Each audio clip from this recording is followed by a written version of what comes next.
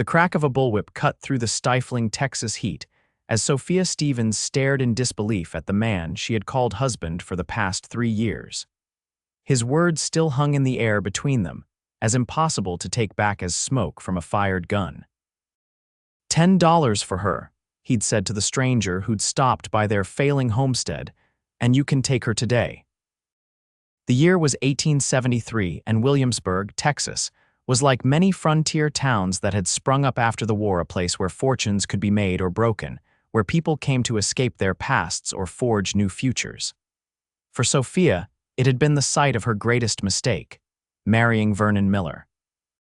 "You cannot be serious, Vernon," Sophia managed, her voice barely above a whisper as she clutched the doorframe of their small cabin.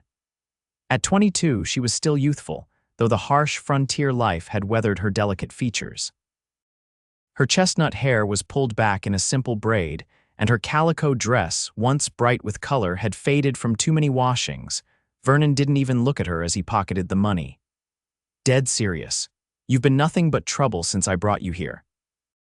Can't cook worth a damn, can't birth me a child, and you're eating food I can't afford." The stranger, a rough-looking man with a pockmarked face and yellowed teeth, grinned as he eyed Sophia like she was livestock at auction. "She'll do just fine for my establishment in Lerdo. Pretty little thing like her will earn her keep." Sophia felt bile rise in her throat as she understood what kind of establishment the man ran. She'd heard whispers in town about such places, where women were little more than slaves to men's desires. "I am not property to be sold." She spat the words, backing away from both men. "This is madness, Vernon. You cannot—" "I can and I have," Vernon cut her off, his face a mask of indifference that chilled her more than his rage ever had. "Pack your things. Mr. Grimes here doesn't want to wait all day." A third voice, deep and steady, interrupted the tense scene. "I believe the lady has made her feelings clear." All three turned to see a tall figure silhouetted against the setting sun. He stood at the edge of their property, one hand resting casually on the gun at his hip, the other holding the reins of a magnificent chestnut stallion. His face was shadowed by a wide-brimmed hat, but there was no mistaking the authority in his stance. "This ain't your business, mister," Grimes growled, his hand inching toward his own weapon. The stranger stepped forward, and Sophia could now make out his features. He was younger than she'd initially thought, perhaps in his late 20s, with sun-bronzed skin and eyes the color of a summer storm. A thin scar ran along his jawline, and several days' worth of stubble darkened his face. "I'm making it my business," he said evenly.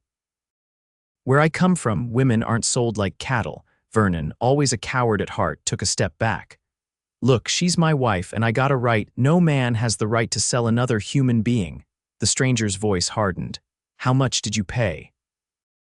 He directed the question to Grimes, though his eyes never left Vernon's face. $10, Grimes answered, seeming amused by this turn of events. "But I ain't selling." The stranger reached into his vest pocket and pulled out a leather pouch. "Then I'll buy her freedom back." He counted out $20 and held it toward Grimes. "Double your money, no trouble." Grimes hesitated, clearly weighing his options. The stranger was armed and looked capable, while the promise of easy profit dangled before him. $20 just to walk away. Grimes clarified, greed overcoming whatever plans he'd had for Sophia. "That's right." With a shrug, Grimes snatched the money and tucked it into his grimy shirt. "Your loss." He shot a final, lewd glance at Sophia before mounting his horse and riding away, dust billowing in his wake. Vernon stood rigid with anger. "You got no right interfering in my affairs." The stranger's hand hadn't moved from his gun. "The way I see it, I just paid $20 for the lady's contract. That means you and I have concluded our business." His voice dropped to a dangerous whisper. "Unless you'd like to continue this conversation." Something in the stranger's tone made Vernon pale. Without another word, he turned and stormed into the cabin, slamming the door behind him. Sophia remained frozen, unable to process what had just happened. "Who are you?" she finally managed to ask. The man touched the brim of his hat. "Zachary Mitchell. Most folks call me Zach. Why would you help me? You don't even know me." Zach's expression softened slightly. "No decent man could ride past what was happening here, madam. Do you have family nearby?" Somewhere I can take you. Sophia felt the weight of her isolation crash down upon her. She had no family in Texas, no friends close enough to seek shelter with. Vernon had made sure of that, gradually cutting off her connections to the outside world. No, she admitted, there's no one. Zach nodded thoughtfully. There's a widow named Mrs. Abernathy who runs a boarding house in Williamsburg. Respectable place. I can take you there if you'd like. Sophia glanced back at the cabin that had been her prison for 3 years. What choice did she have? To stay with a man who valued her less than a horse, who had tried to sell her to a life worse than death. I need to get my things, she said, her decision made. I'll wait out here. Zach's eyes darted to the cabin door. Holler if you need me. Inside, Vernon was slumped at the table, a bottle of whiskey already half empty beside him. He didn't look up as Sophia entered, didn't move as she gathered the few possessions that truly belonged to her, a cameo brooch from her mother, a book of poetry, a small box containing her childhood treasures, and the meager clothing she owned. She worked quickly, her hands trembling but determined. You'll regret this, Vernon muttered as she headed for the door. You got nowhere to go, Sophia. That cowboy ain't going to care for you. Sophia paused, her hand on the latch. I regret the day I met you, Vernon Miller. Nothing could be worse than staying here. Outside, Zach had already saddled Vernon's second horse, a gentle mare named Daisy that Sophia had always favored. Figured you'd need transportation, he explained. Don't worry, I left money for the horse. Sophia mounted the mare, keenly aware that she was placing her trust in a complete stranger. But something in Zachary Mitchell's steady gaze reassured her. Whatever his motives, they seemed far nobler than those of the men she'd known before. As they rode away from the cabin, neither spoke for a long while. The Texas landscape stretched before them, painted in the gold and crimson hues of sunset.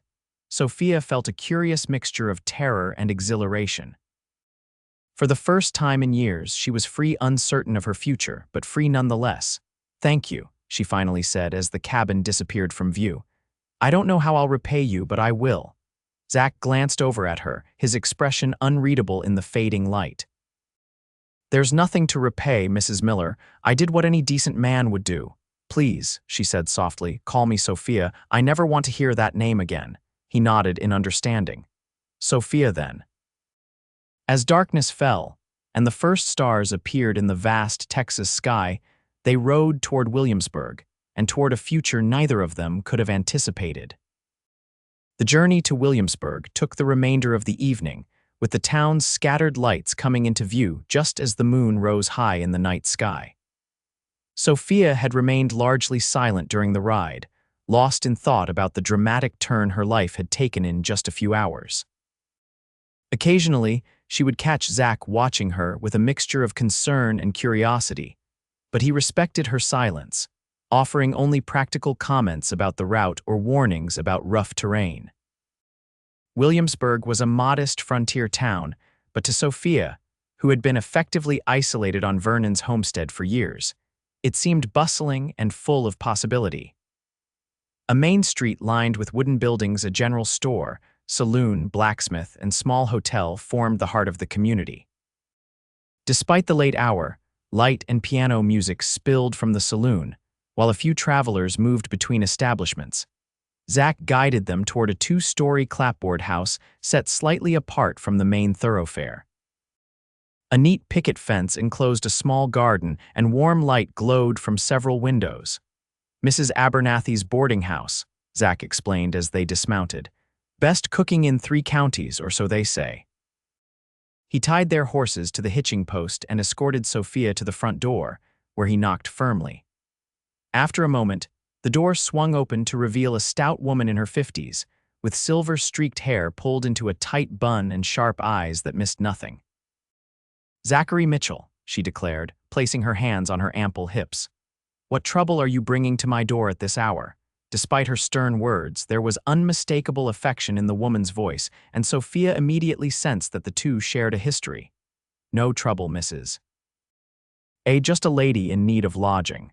Zach removed his hat respectfully. This is Miss Sophia.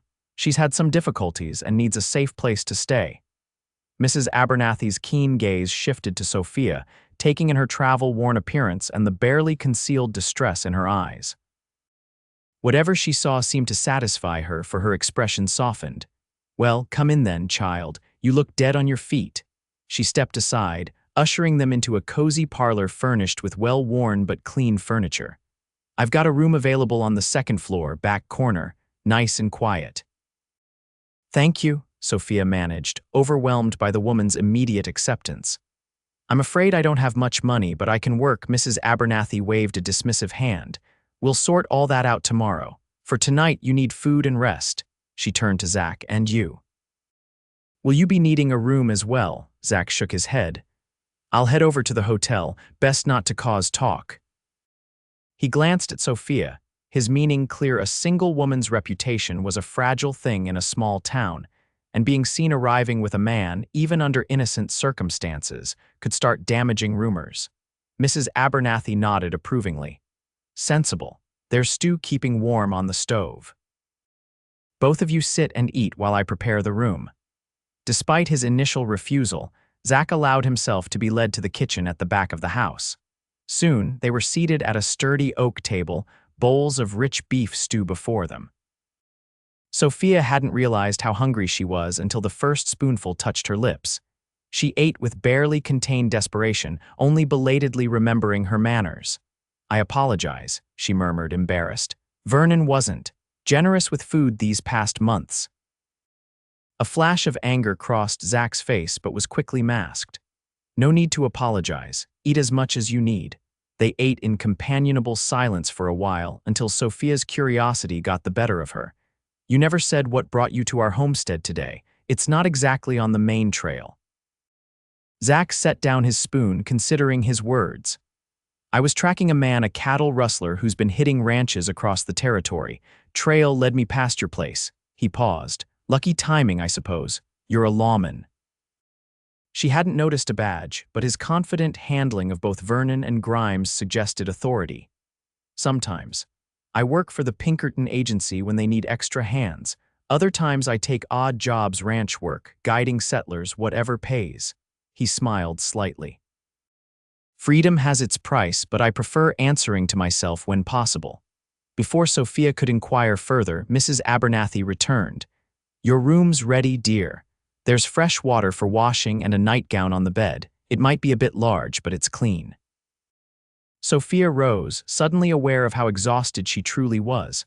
"I don't know how to thank you both."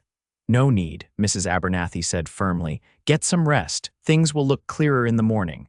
Zach stood as well, placing his hat back on his head. "I should be going, Mrs. Abernathy will take good care of you, Sophia." Will I see you again?" The question escaped before she could consider its propriety. Something like surprise flickered across his features, followed by a warm regard that made her heart beat faster. "I'll stop by tomorrow to check on you if that's all right." "I'd like that," she admitted. Mrs. Abernathy cleared her throat meaningfully, reminding them both of her presence. With a final nod, Zach bid them good night and departed, leaving Sophia with an unexpected feeling of loss. "Come along, child," Mrs. Abernathy said gently. "Tomorrow is another day." As Sophia followed her hostess up the narrow staircase to her new quarters, she allowed herself, for the first time in years, to hope that tomorrow might indeed be better than today. The morning sun streamed through the lace curtains of Sophia's room, waking her from the deepest sleep she'd had in months. For a disorienting moment, she couldn't remember where she was.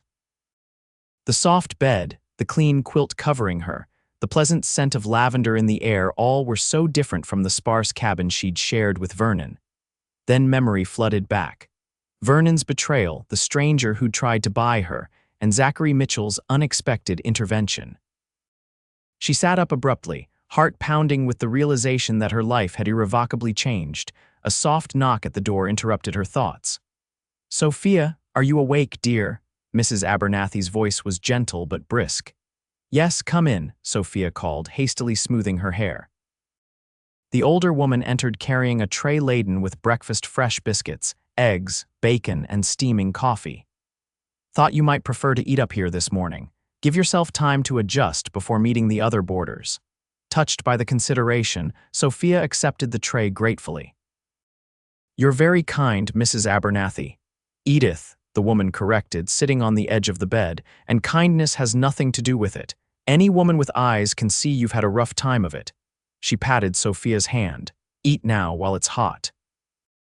As Sophia ate, savoring food that was better than anything she'd tasted in years, Edith Abernathy outlined the workings of her establishment. The boarding house had 5 rooms, currently occupied by a schoolteacher, an elderly widower, a young woman who worked at the general store, and now Sophia.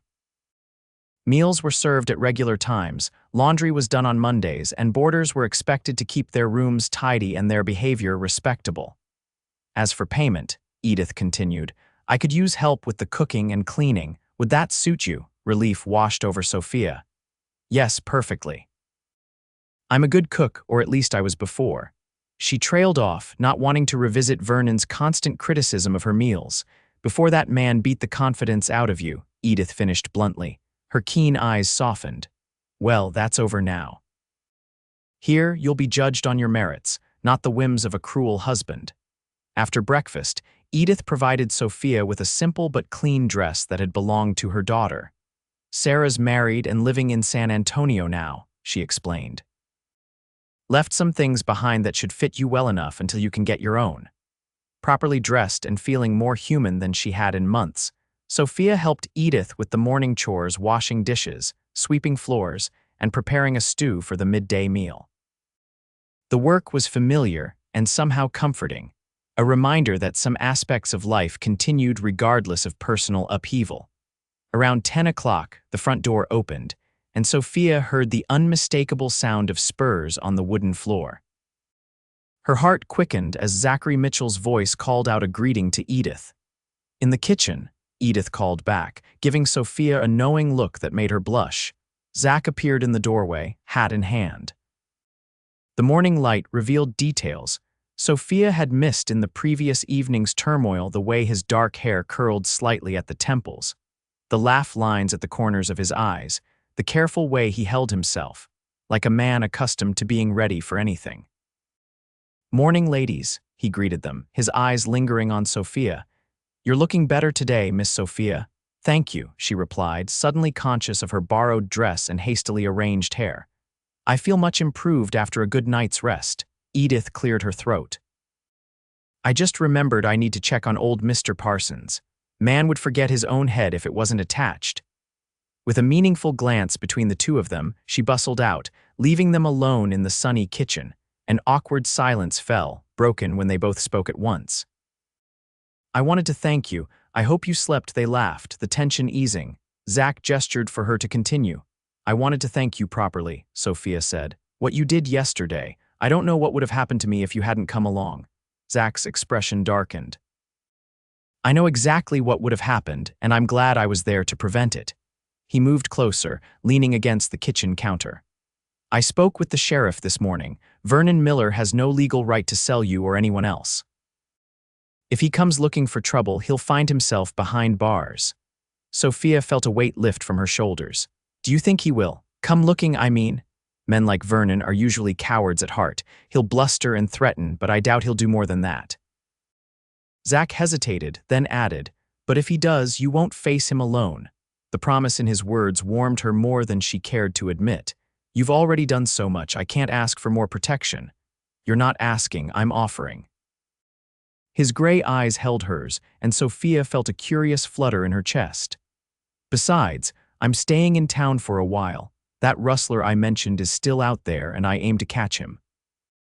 Before Sophia could respond, the back door opened, and a tall, thin woman with spectacles entered, carrying a basket of vegetables. "Oh, I didn't know we had company," the woman exclaimed, looking curiously between Sophia and Zach. Edith reappeared as if by magic. "Perfect timing, Margaret.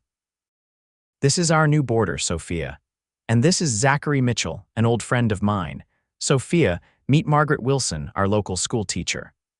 Margaret's friendly smile and immediate acceptance helped ease Sophia's apprehension about meeting new people. Soon, the kitchen was bustling with activity as lunch preparations began in earnest. To Sophia's surprise, Zach rolled up his sleeves and offered to help, displaying unexpected skill with a knife as he chopped vegetables. "A man who can cook," Margaret teased. "You're a rare specimen, Mr. Mitchell. When you live alone, you either learn to cook or you starve," he replied good-naturedly. "And please call me Zach." The morning passed in a pleasant blur of domestic activity. Sophia found herself laughing more than she had in years, especially when Zach recounted stories of his disastrous early attempts at biscuit making. By the time the other boarders arrived for the midday meal, she felt almost at ease in her new surroundings. Mr. Parsons, the elderly widower, treated her with grandfatherly kindness, while Lucy Hayes, the young woman from the general store, immediately invited Sophia to accompany her to church on Sunday. Their unquestioning acceptance was a balm to Sophia's wounded spirit. Throughout the meal, she was acutely aware of Zach's presence across the table. He fit easily into the group, his quiet confidence and dry humor making him welcome company. Yet she couldn't help noticing how his eyes would seek hers during conversation, or how he gently steered topics away from potentially uncomfortable questions about her past. After lunch, as the boarders dispersed to their various activities, Zach lingered. "I thought you might want to get some fresh air," he suggested. "Williamsburg isn't much, but I'd be happy to show you around." The offer was tempting, but Sophia hesitated. "Is it proper for us to walk out together?" Zach's smile held a touch of amusement. "Mrs. Abernathy can chaperone if you're concerned about propriety, though I suspect she's the one who'll encourage you to go." As if on cue, Edith appeared with Sophia's shawl. "Beautiful afternoon for a walk," she declared, handing the garment to Sophia with an innocent expression that fooled no one. "Just be back before dark. I worry about coyotes, both the four-legged and two-legged varieties." And so Sophia found herself strolling down Williamsburg's Main Street beside Zachary Mitchell, acutely aware of the curious glances from townspeople they passed. Zach seemed oblivious to the attention, pointing out landmarks and introducing her to shopkeepers and residents with easy familiarity. "You know everyone," Sophia observed as they left the gunsmith shop, where Zach had been greeted like an old friend. "I pass through here a few times a year. People remember a face in these parts." He guided her past the saloon, positioning himself between her and the establishment as a couple of rough-looking cowboys exited. "Williamsburg's a decent town, mostly. Good folks trying to make a life out here." They continued to the edge of town, where the buildings gave way to open prairie dotted with mesquite trees. A small creek meandered nearby, and Zach led her to a fallen log that served as a natural bench overlooking the water. "This is my favorite spot," he confessed as they sat down. "Peaceful. Reminds me there's more to life than chasing outlaws and moving from town to town." Sophia studied his profile as he gazed at the landscape. "Do you ever wish for something different, a more settled life?" The question seemed to surprise him. "Sometimes," he admitted after a moment. "There are days when I envy men with roots, a home, family, purpose beyond the next job." He glanced at her, a wry smile tugging at his lips. "But then I remember how those same men often feel trapped, dreaming of the freedom I have." "The grass is always greener," Sophia murmured, understanding all too well. Hadn't she once dreamed of adventure and escape from her parents' strict household? That dream had led her to Vernon and years of misery. "What about you?" Zach asked, turning the conversation. "What did you want before?" Before Vernon, the question awakened long-buried memories. "I wanted to teach," she confessed. "Books were my escape as a child. I thought I could share that with others." She laughed softly, the sound tinged with regret. "Silly dreams for a woman with no education beyond what my mother taught me." "Not silly at all," Zach countered. "Margaret mentioned the school needs an assistant. The town's growing, too many children for one teacher." Sophia stared at him, hope and doubt warring within her. "Do you really think that's possible, after everything?" "I think," he said slowly, holding her gaze, "that you can become whoever you want to be now. The past doesn't have to define your future, Sophia." Something in his tone made her wonder if he was speaking from experience. Before she could ask, he stood and offered his hand. "We should head back. I promised Mrs. Abernathy I'd have you home before dark." As they walked back toward town, Sophia was conscious of his hand at the small of her back, guiding but not controlling.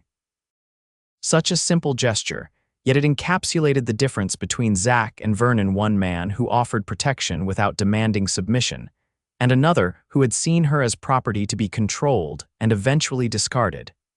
"Will I see you tomorrow?" she asked as they reached the boarding house gate. Zach hesitated. "I need to ride out early following that rustler's trail, but I should be back by supper time." His eyes searched hers. "Would it be too forward to call on you then?" "No," Sophia said, surprised by her own boldness. "I'd like that very much." His smile, warm and genuine, stayed with her long after he'd bid her goodnight and disappeared down the darkening street. The next few days established a pattern that brought unexpected joy to Sophia's life. Mornings were spent helping Edith with the boarding house duties, cooking, cleaning, and learning the rhythms of the household. Afternoons often found her at the schoolhouse, where Margaret Wilson had indeed welcomed her assistance with the younger children. And evenings, the part of the day she found herself anticipating most eagerly, usually included Zach's company. True to his word, he returned from his tracking expedition in time for supper that first evening. Though he said little about his work, the weariness in his face and the dust on his clothing spoke of long hours in the saddle. Yet he brightened visibly when Sophia joined him on the porch after the meal, sitting side by side in rocking chairs as the Texas twilight deepened around them. Their conversations ranged widely from books they had read to places Zach had traveled, from childhood memories to hopes for the future. Sophia found herself sharing thoughts she had kept hidden for years, while Zach revealed glimpses of a past marked by both adventure and loss. "My father was a Texas Ranger," he told her on the third evening as they watched fireflies dance in Edith's garden. "Finest man I ever knew, taught me everything about tracking, shooting, surviving in the wild." "Is he still alive?" Sophia asked, noting the past tense. Zach shook his head, his expression somber in the fading light. "Killed by Comanche raiders when I was 17, I found him. He trailed off, the memory clearly still painful. Anyway, that's when I started working for Pinkerton, seemed the natural path." Sophia reached across the space between them, touching his hand lightly. "I'm sorry about your father." He turned his palm up, capturing her fingers in a gentle grip. "It was a long time ago." The warmth of his hand against hers sent a pleasant shiver through her body, a sensation both unfamiliar and welcome. They sat that way for several minutes, connected by the simple touch, until Edith's discreet cough from the doorway reminded them they weren't entirely alone. On the 5th day after her arrival in Williamsburg, Sophia received an unexpected visitor at the schoolhouse. She was helping a group of young children with their letters when Margaret approached, her expression concerned. "There's someone asking for you," the teacher murmured. "A man, rather." "Insistent," Sophia's heart froze. "Vernon," Margaret shook her head. "He didn't give his name. Older gentleman, well-dressed, says he's a lawyer from Austin." Curious and apprehensive, Sophia excused herself from the children and followed Margaret to the schoolhouse entrance. Standing on the steps was a distinguished-looking man in his 60s, his suit slightly rumpled from travel but clearly expensive. "Mrs. Miller?" he inquired, removing his hat. "Mrs. Sophia Miller. I prefer Miss Stevens now," she corrected him, automatically using her maiden name. "May I help you? My name is Harrington Whitfield, attorney at law." He produced a card with an embossed seal. "I represent the estate of Eleanor Stevens of Boston. I believe she was your aunt." Sophia blinked in surprise. "Yes, my father's sister. I haven't heard from her in years, not since." Not since Vernon had intercepted and likely destroyed her correspondence. "I regret to inform you that Miss Stevens passed away last month." Mr. Whitfield's tone was professionally sympathetic. "In her will, she named you as her sole beneficiary." The news was so unexpected that Sophia could only stare at him. Aunt Eleanor had been a formidable spinster who had scandalized the family by moving to Boston to pursue a career as a writer. Sophia had adored her rare visits, entranced by stories of a woman living independently. I don't understand. Why would she leave anything to me?" Sophia finally managed. "We barely knew each other." Mr. Whitfield extracted a sealed envelope from his inner pocket. "She left this letter for you, Perhaps it will explain her reasoning better than I could. He handed her the envelope, then continued, "The matter is quite straightforward. Miss Stevens left you her house in Boston, her library, and a sum of money that, while not a fortune, would allow you to live comfortably for many years." Sophia's mind reeled with the implications. Independence. Security, freedom to choose her own path without financial worries. What about her husband? My husband, I mean. The question emerged unbidden, voicing her greatest fear. "I was informed of your situation, Miss Stevens." Mr. Whitfield's expression revealed his distaste for Vernon's actions. "Rest assured, a husband has no legal claim on inheritance specifically bequeathed to his wife, particularly under these circumstances. The property and funds are yours alone." Relief washed over her, followed by a wave of gratitude for her unconventional aunt. Even from beyond the grave, Eleanor Stevens had provided her with an escape. "I'll need some time to consider what to do," Sophia told the lawyer. "This is all very sudden. Of course, I'm staying at the hotel for 2 days before returning to Austin." He handed her another card. "Please call on me when you've made your decision about the property. There are papers to sign regardless." After the lawyer departed, Sophia stood motionless on the schoolhouse steps, the unopened letter clutched in her hand, her thoughts in turmoil. Boston. A new life, far from Texas and the painful memories it held. The opportunity was more than she could have hoped for. Yet as she contemplated this unexpected turn of events, an image of Zachary Mitchell rose in her mind, his steady gaze, his gentle hands, the way her heart quickened when he entered a room. The thought of leaving, of never seeing him again, brought an unexpected ache to her chest. That evening, she shared the news with Edith, who listened with characteristic practicality. "Boston's a fine city from what I hear," the older woman commented as they prepared supper. "Lots of opportunities for a young woman with means." "Yes," Sophia agreed, mechanically chopping carrots. "I could finally pursue an education, perhaps even teach properly one day." Edith cast her a shrewd glance. "But something's holding you back, or should I say someone?" Sophia felt heat rise to her cheeks. "I barely know him, Edith. It would be foolish to base such an important decision on a feeling that might be nothing more than gratitude." "Gratitude doesn't make your eyes light up the way they do when Zachary Mitchell walks through that door," Edith countered. "Nor does it account for the way that man looks at you when he thinks no one's watching." Before Sophia could formulate a response, the subject of their conversation appeared in the kitchen doorway, his expression more serious than usual. "Evening, ladies," Zach greeted them, though his eyes lingered on Sophia. "Hope I'm not interrupting." "Not at all," Edith assured him. "In fact, I was just remembering some mending that needs doing before supper." With a meaningful look at Sophia, she bustled from the room, leaving them alone. Zach approached, his usual confidence tempered by what appeared to be concern. "I heard about your visitor today." "News travels fast in Williamsburg. My aunt died," Sophia explained, setting down her knife. "She left me her home in Boston and some money. That's unexpected good fortune." His tone was careful, neutral, though something flickered in his eyes. "Will you go, then, to Boston?" The directness of the question caught her off guard.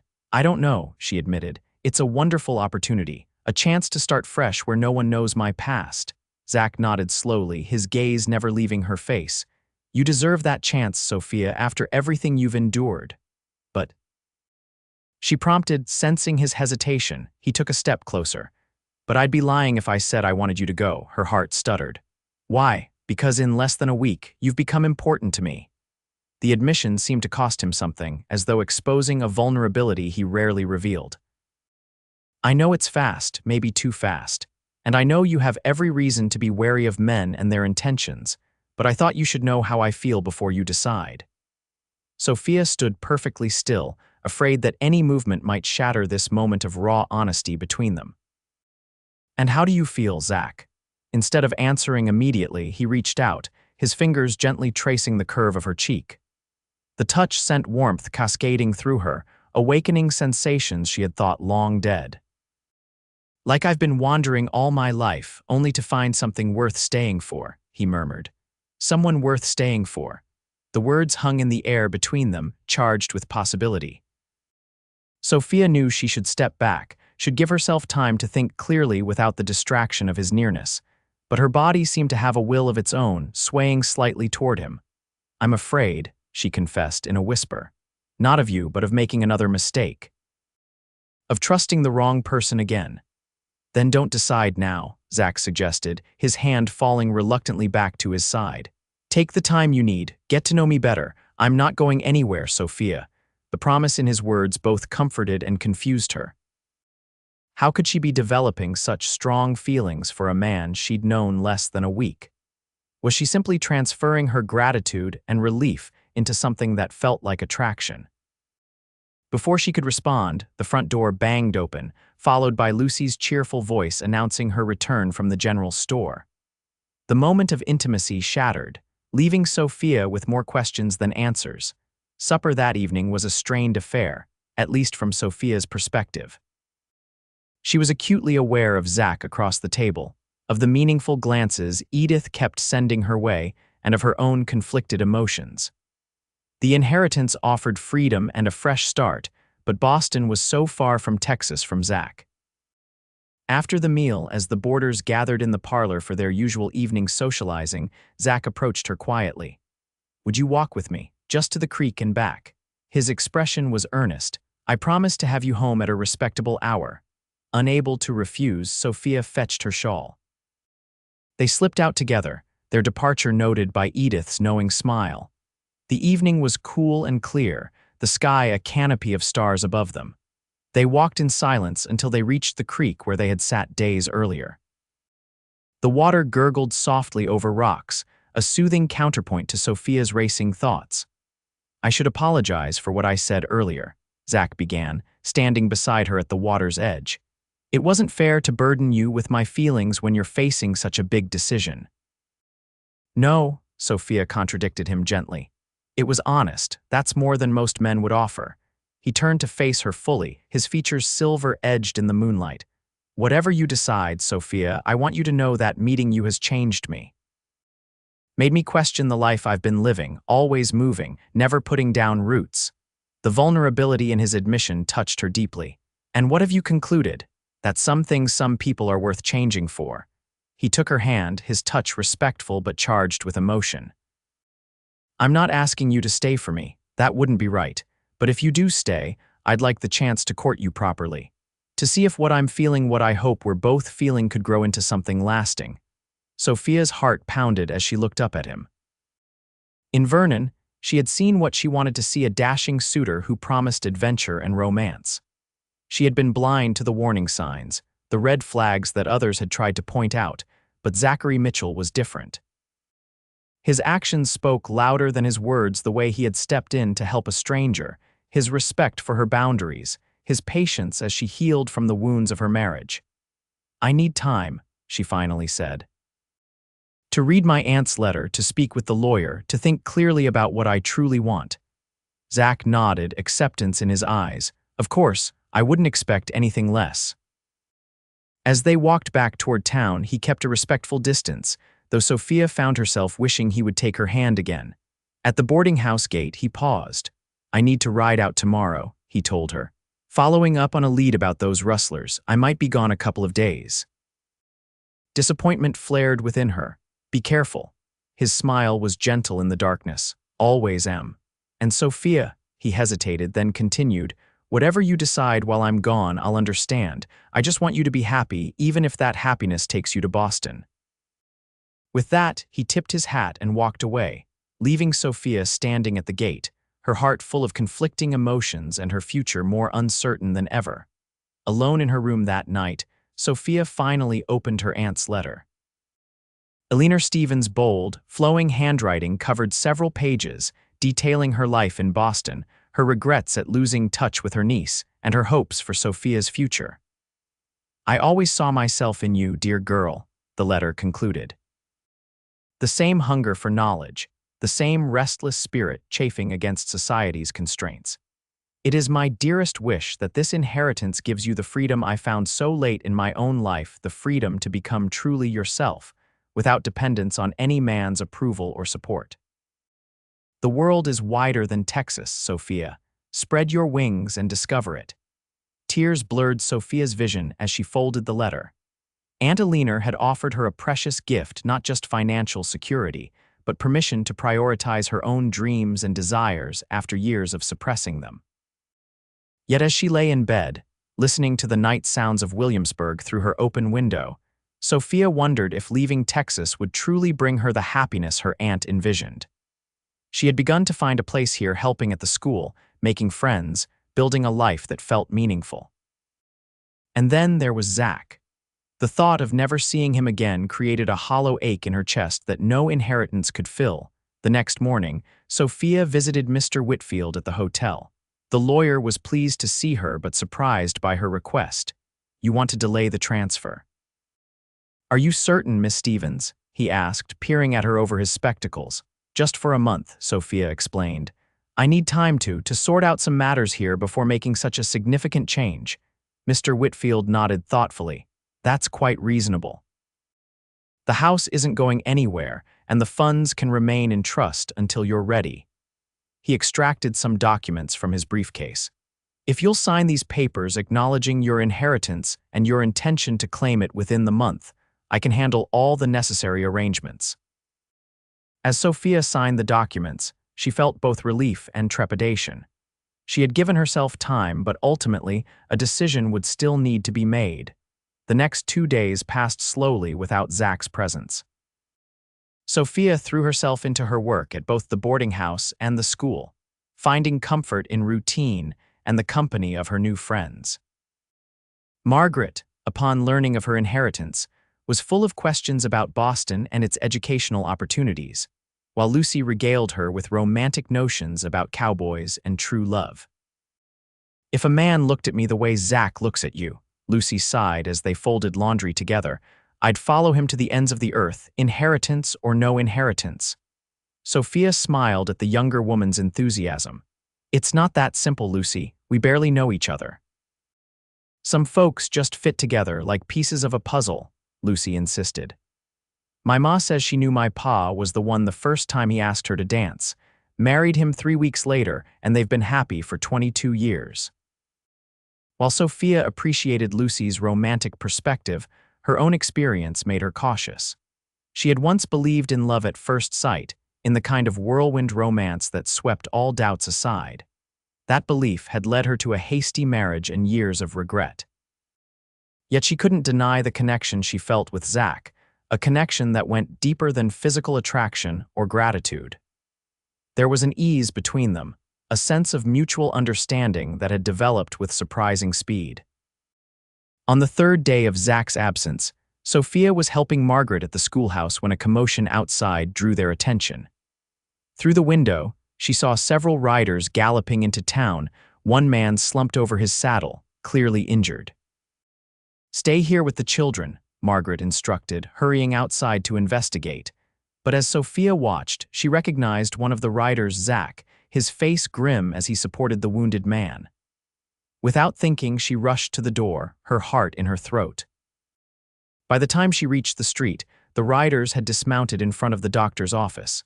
2 men carried the injured man inside while Zach remained outside, speaking intently with Sheriff Coleman. "Zach," Sophia called, approaching them. He turned, surprise and then warmth flooding his face at the sight of her. "Sophia." He excused himself from the sheriff and met her halfway down the street. "I didn't expect to see you here." "What happened?" she asked, noting the exhaustion in his features and a bloodstain on his sleeve. "Are you hurt?" "Just a scratch," he dismissed, though his movement suggested more pain than he admitted. "We found the rustlers' camp. Things got complicated." Sheriff Coleman joined them, his weathered face serious. "Mitchell here saved Dawson's life, took a bullet meant for him." Alarm shot through Sophia. "A bullet? Zach, you need to see the doctor." "Dawson needs him more," Zach insisted. "I've had worse," the sheriff snorted. "Stubborn as always. Miss Stevens, maybe you can talk some sense into him while I check on Dawson." With a nod to them both, he entered the doctor's office. Sophia placed her hands on her hips, fixing Zach with a stern look that would have done Edith proud. "You're going to let me look at that wound, Zachary Mitchell. No arguments." A hint of amusement crossed his tired face. "Yes, madam." She led him back to the boarding house, which was empty at this hour except for Edith, who took one look at Zach's condition and immediately fetched her medical supplies. "Bullet or knife?" the older woman asked practically, as Sophia helped Zach remove his jacket and shirt. "Bullet. Grazed me here," he indicated his upper arm, where an angry furrow marred his sun-bronzed skin. The wound wasn't life-threatening, but it was deep enough to require attention. As Edith cleaned and bandaged the injury, Sophia couldn't help noticing the map of scars that marked Zach's torso, evidence of a dangerous life lived on the frontier. A jagged line across his ribs, a starburst pattern on one shoulder, smaller marks scattered across his back like a grim constellation. "You've been lucky," Edith commented, securing the bandage. "Few inches to the left and we'd be burying you instead of patching you up." Zach's eyes met Sophia's over Edith's head. "I'm starting to think I've been more than lucky lately." The intensity of his gaze made Sophia's cheeks warm. Edith glanced between them, then gathered her supplies with a knowing smile. "I'll make some coffee. You two look like you have things to discuss." Once they were alone in the kitchen, Zach reached for Sophia's hand. "I thought about you the whole time I was out there," he confessed. "About what I'd say when I saw you again." "And what was that?" Sophia asked softly. He traced gentle patterns on her palm, sending shivers up her arm. "That I understand if Boston is what you want, what you need, but that I'd miss you something fierce." His voice dropped lower. "And that if you stayed, I'd do everything in my power to make sure you never regretted it." Sophia's heart thundered in her chest. "I told the lawyer I needed more time," she admitted. "A month to decide what I truly want." Hope flickered in Zach's eyes. "And what do you want, Sophia?" The question hung between them, laden with possibilities. Before she could answer, the front door burst open, and Sheriff Coleman's voice called out, "Mitchell, you in here." Zach squeezed Sophia's hand once before releasing it. "In the kitchen, Sheriff." Coleman appeared in the doorway, his expression grim. "Vernon Miller's in town, drunk as a skunk and looking for his wife. Says she was stolen from him." Ice formed in Sophia's veins. "Vernon's here, at the saloon now. Thought you should know." The sheriff's gaze was steady on Zach. "I can run him out of town if need be." Zach's face had hardened into the expression Sophia had first seen when he confronted Vernon and Grimes. "No need, Sheriff, I'll handle it." "Zach, no," Sophia protested, fear rising within her. "You're injured and Vernon's dangerous when he's drinking." "All the more reason to settle this now," Zach replied, his voice calm but determined. "He needs to understand that you're not his property to reclaim." Sheriff Coleman nodded in agreement. "Better to face him directly than let him stew and cause trouble later. I'll be there to keep things civil." Sophia felt panic rising within her. Vernon had a violent temper, especially when drunk. If he had come to Williamsburg looking for her, he wouldn't leave without a fight. "I'm coming too," she declared, straightening her spine despite the fear coursing through her. Both men started to protest, but Sophia cut them off. "This concerns me more than anyone. I won't hide while others fight my battles." A complex mix of emotions crossed Zach's face: concern, admiration, and something deeper that made her breath catch. "All right," he finally agreed. "But you stay with the sheriff, and if things get ugly, you leave. Promise me that, Sophia." She nodded, though a small voice in her head whispered that she would make no such retreat if Zach was in danger. Edith appeared with Zach's cleaned shirt. "I heard," she said simply. "Be careful, all of you. That man was willing to sell his wife once. No telling what else he's capable of." The saloon was doing brisk business despite the early hour, filled with cowboys, townspeople, and travelers seeking refreshment. As Sophia entered flanked by Zach and Sheriff Coleman, conversations faltered, then resumed at a lower volume. All eyes followed their progress through the room. Vernon sat at the bar, a bottle of whiskey before him, his once handsome face flushed with alcohol and anger. He hadn't noticed their entrance yet, too busy regaling the bartender with slurred complaints about ungrateful wives and meddling strangers.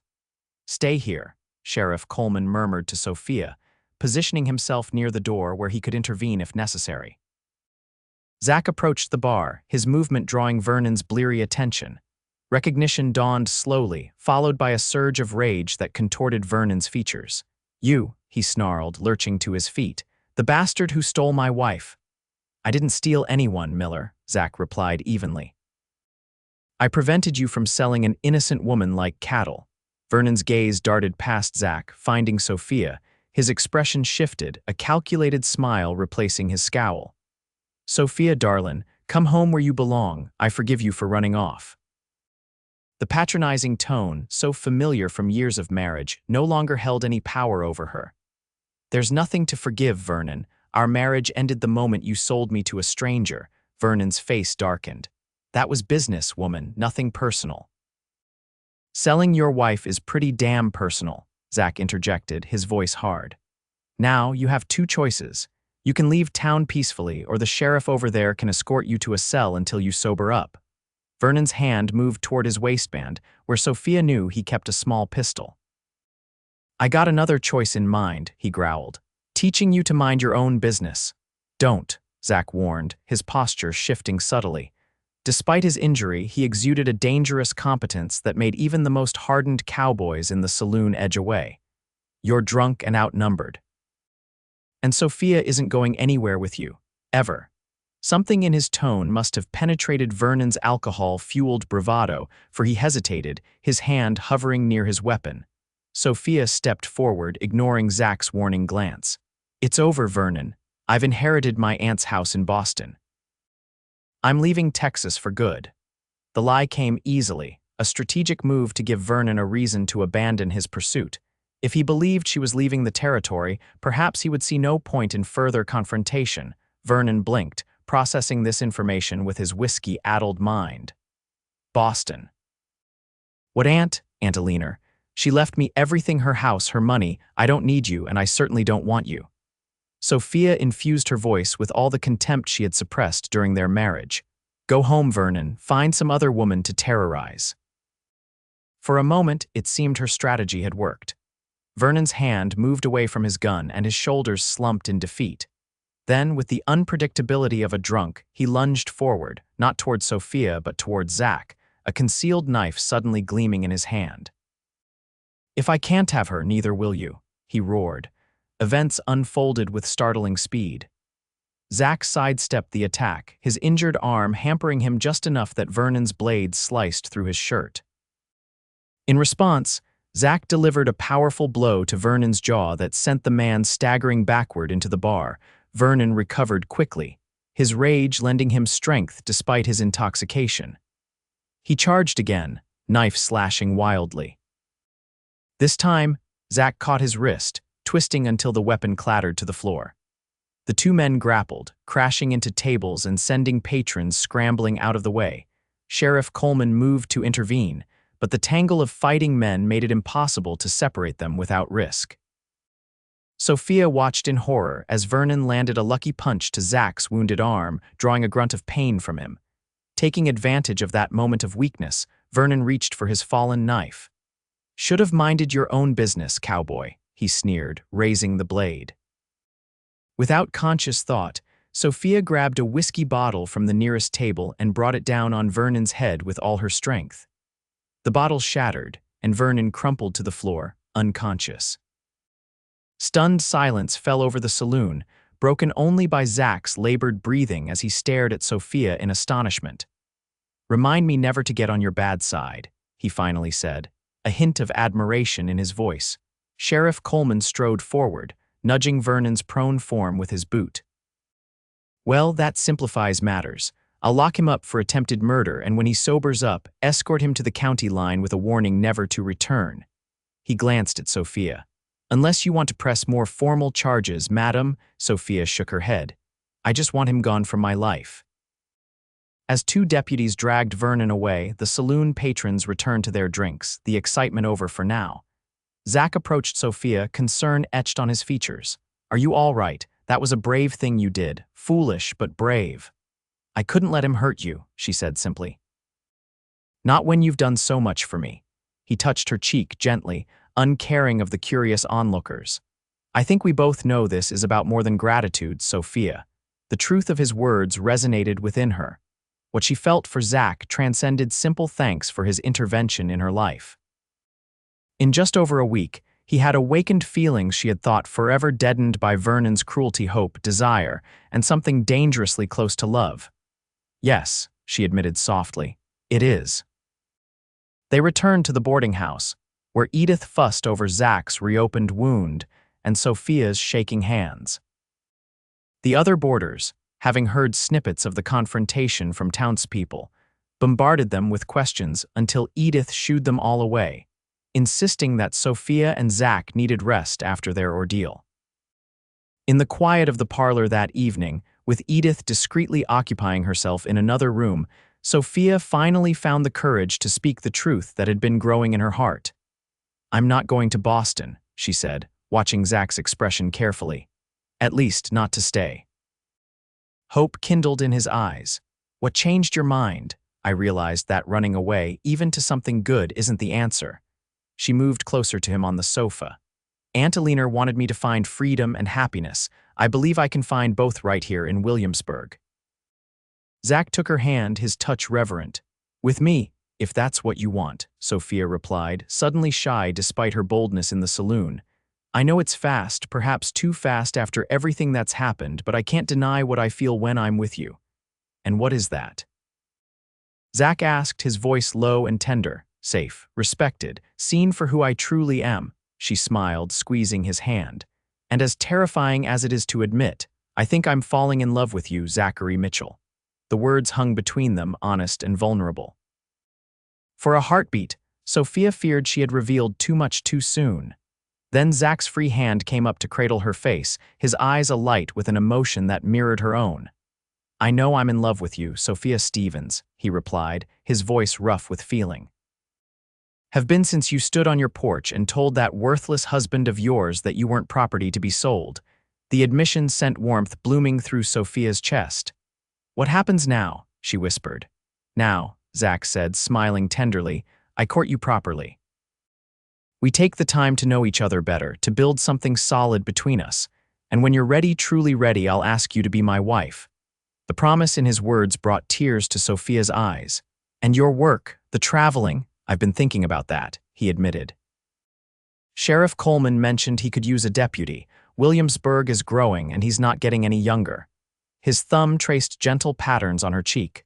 "I might not make as much money as I do with Pinkerton, but it would be steady work, a chance to put down roots. You do that, for me." The idea that this man, who had valued his freedom above all, would consider such a change left Sophia breathless.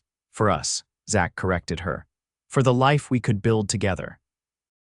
In that moment, with the golden light of sunset streaming through the parlor windows and Zach's gentle hands cradling her face, Sophia felt the last of her doubts dissolve. The future stretched before them, uncertain in its details but radiant with possibility.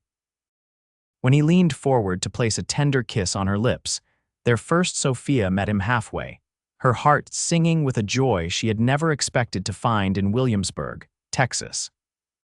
The days that followed Vernon's departure from Williamsburg were filled with a happiness that Sophia had almost forgotten was possible.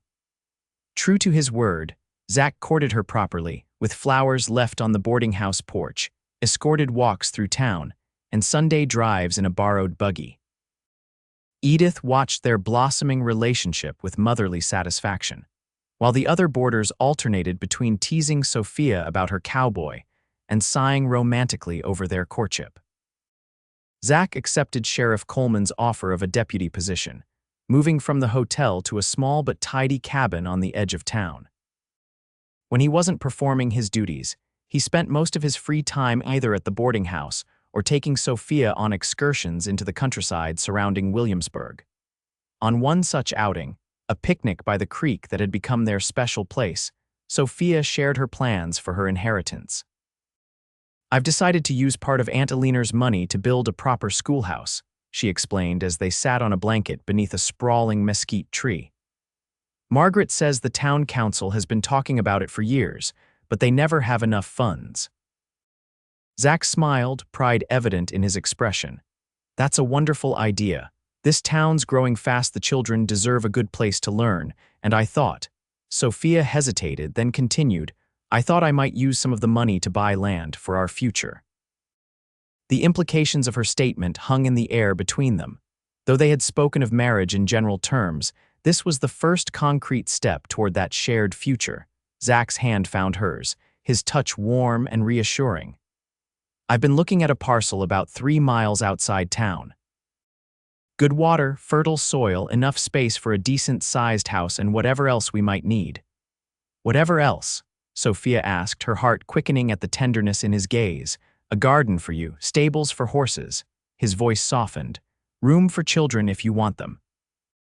The thought of children, their children, sent a wave of emotion through Sophia. With Vernon, the prospect of pregnancy had filled her with dread, knowing any child would be subjected to his cruelty. But with Zach, she could imagine a home filled with laughter, with sons who had his steady strength and daughters who grew up knowing their worth could never be measured in dollars.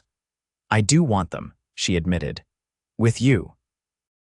His kiss was gentle but filled with promise, a testament to the future they were building together. That autumn, with the blessing of the town council and the enthusiastic support of the community, construction began on the new Williamsburg school. Sophia threw herself into the project, working closely with Margaret on the design to ensure it would serve the educational needs of the growing town. Thanks to her inheritance, the building included not only spacious classrooms, but also a small library named in honor of Stevens.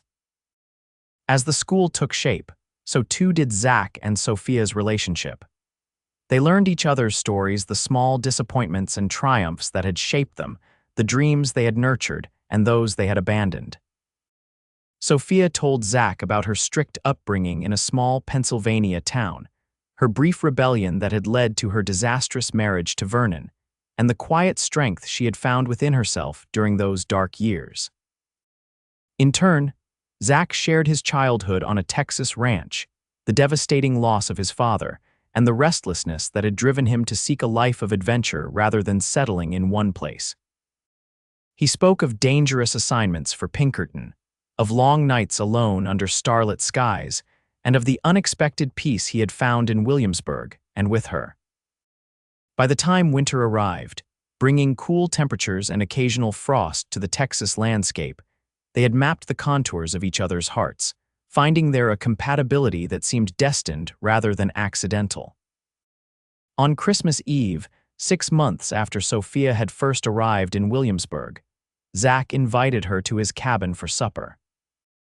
Though they had spent countless hours together, this was the first time she had visited his home alone, a significant step that Edith acknowledged with a knowing smile as Sophia departed the boarding house.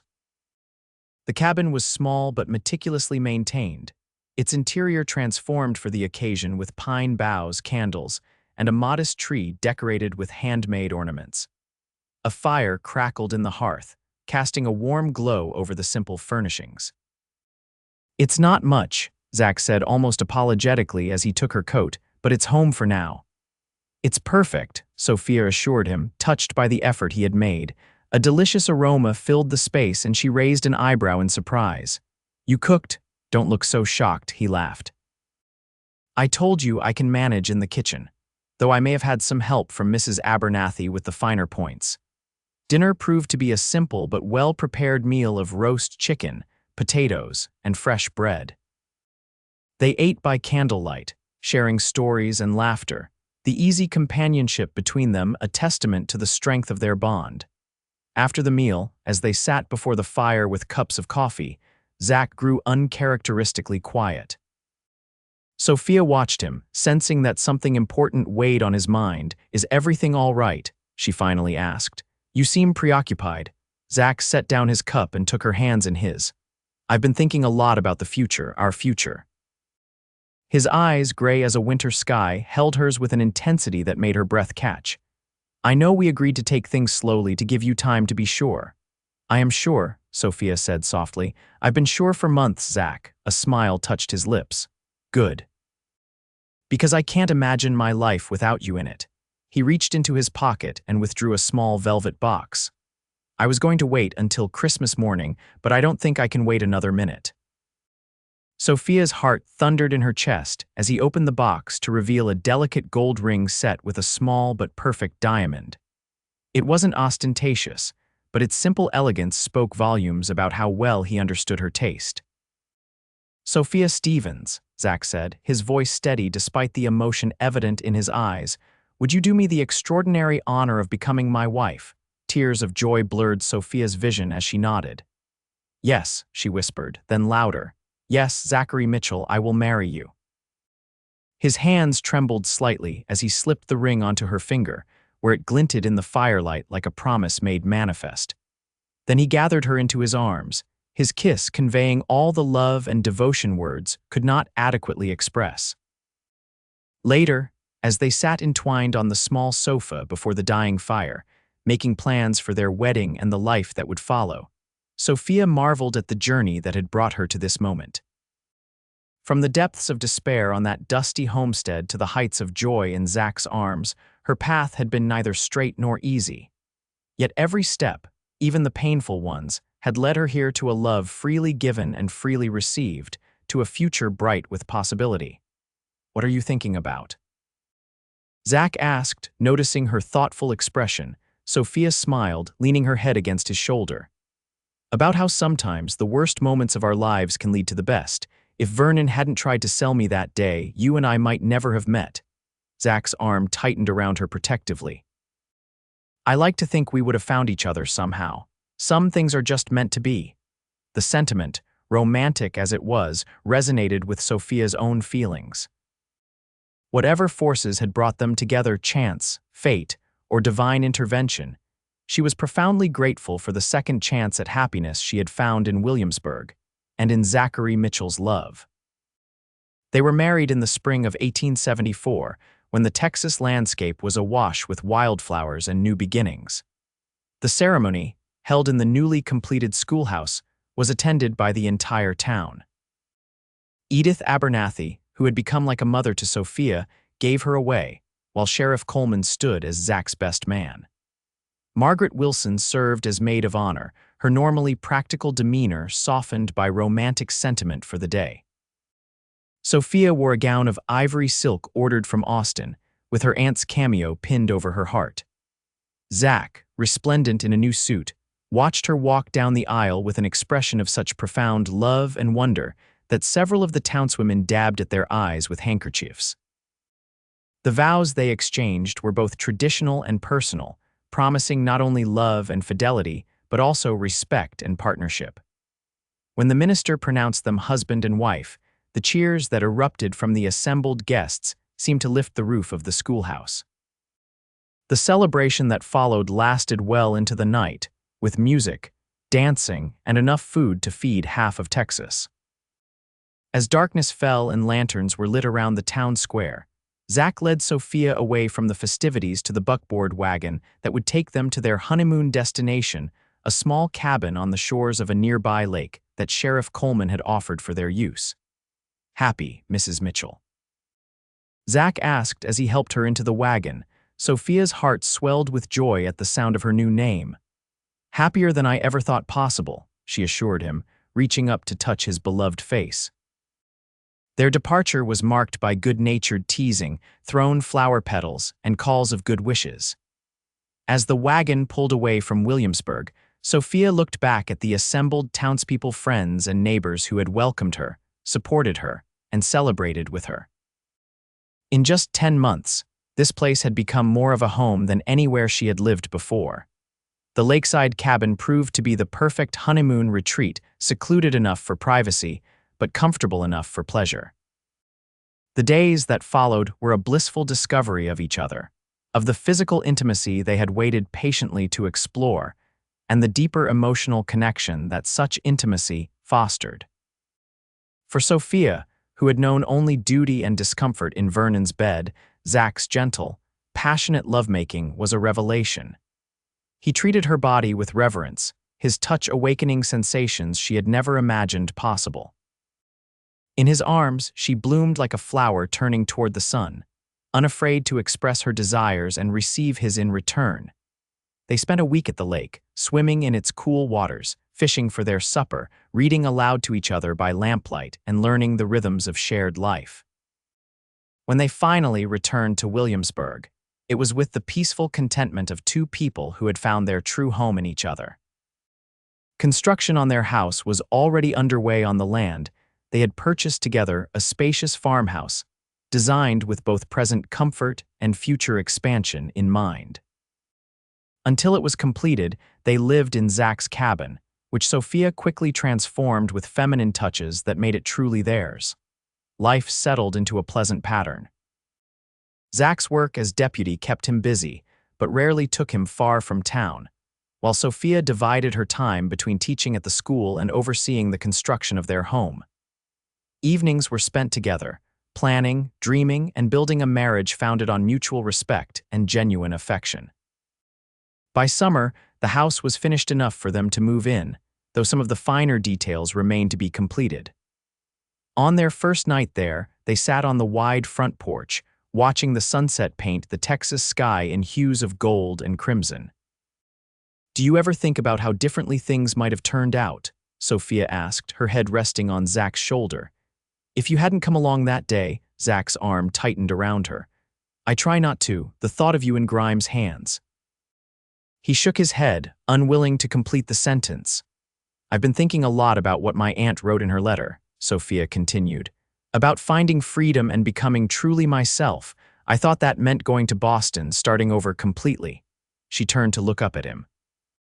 "But real freedom isn't about where you are. It's about who you're with and how they make you feel." "And how do I make you feel, Mrs. Mitchell?" Zach asked, a smile playing at his lips. "Like I can fly," she answered simply. "Like I can do anything, be anything, because I know you'll support me no matter what."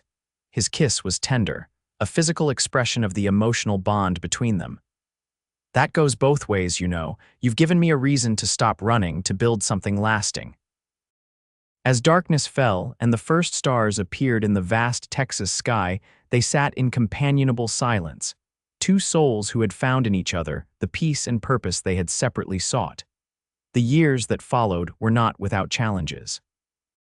The drought of 1875 tested the resilience of everyone in Williamsburg, forcing Zach and Sophia to draw on reserves of strength and determination they hadn't known they possessed. Yet they faced each obstacle together, their partnership stronger for the trials they overcame.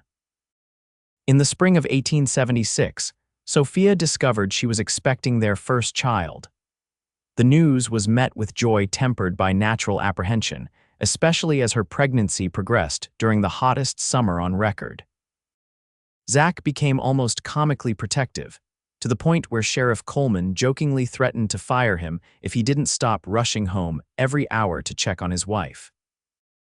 Their son, Benjamin Thomas Mitchell, was born on a cool October evening, with Edith Abernathy serving as midwife and Zach pacing anxiously outside the bedroom door until the newborn's first cry split the air. When Edith finally allowed him in, the sight of Sophia cradling their infant son, a perfect blend of them both, with Zach's dark hair and Sophia's delicate features, brought the usually stoic deputy to tears. "He's perfect," Zach whispered, gently touching the baby's tiny hand, just like his mother. Parenthood brought new dimensions to their relationship, deepening their connection as they navigated the joys and challenges of raising a child. Ben proved to be a good-natured baby, quick to smile and eager to explore. By his first birthday, he was toddling around the farmhouse, his infectious laughter filling the rooms Sophia and Zach had so carefully prepared for their family. Life in Williamsburg continued to evolve. The town grew steadily, attracting new settlers and businesses. The school Sophia had helped establish flourished under Margaret Wilson's capable leadership, with Sophia herself returning to teach part-time once Ben was old enough to spend mornings with Edith, who had become his honorary grandmother. 2 years after Ben's birth, Sophia and Zach welcomed a daughter, Eleanor Rose, named for the aunt whose generosity had helped make their life together possible. Ellie, as they called her, was as spirited as her brother was thoughtful, with Sophia's chestnut hair and Zach's storm-gray eyes. On a warm evening in the summer of 1880, 7 years after Vernon Miller had attempted to sell his wife to a stranger, Sophia sat on the porch of their farmhouse, watching Zach play with their children in the yard. Ben, now almost 4, was trying to teach 2-year-old Ellie how to catch a ball, while the family's dog, a loyal mutt named Scout, circled them excitedly. The scene filled Sophia's heart with a contentment she had once thought impossible. From the darkest moment of her life had come this: a loving husband, beautiful children, a home filled with laughter, and work that fulfilled her. The path had been neither straight nor easy, but every step had led her here, to this perfect moment. Zach glanced up, catching her gaze. The love that passed between them required no words, a silent communication built on years of shared experiences, mutual respect, and unwavering devotion. Later that night, with the children asleep and the house quiet except for the gentle ticking of the clock Zach had given her on their first anniversary, Sophia curled against her husband's side in their bed. "Do you ever regret it?" she asked softly. Settling down, taking the deputy job instead of continuing with Pinkerton, Zach's fingers traced lazy patterns along her arm. "Not for a single moment. The life we've built together is worth 1,000 adventures." Sophia smiled in the darkness. "Even when Ben decides to bring frogs into the house, or Ellie refuses to wear anything but her red dress for a week straight," his chuckle vibrated against her cheek. "Even then, especially then," he pressed a kiss to her forehead. "What about you? Do you ever wish you'd gone to Boston, used your inheritance differently?" "Never," Sophia replied without hesitation.